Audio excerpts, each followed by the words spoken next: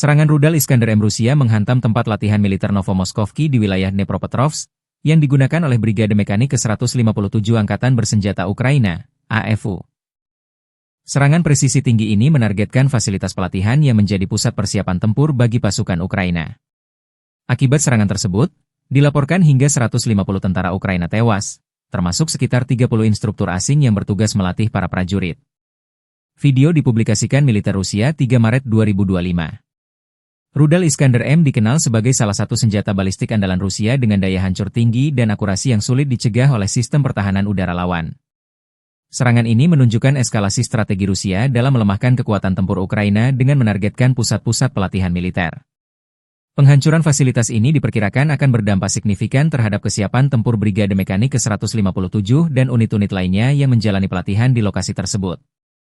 Konflik antara Rusia dan Ukraina terus berlanjut dengan serangan-serangan strategis di berbagai wilayah.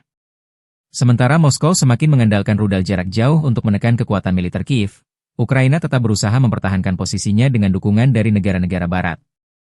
Serangan terhadap kamp pelatihan ini menandakan bahwa pertempuran masih jauh dari selesai, dengan kedua belah pihak terus mencari keunggulan di medan perang.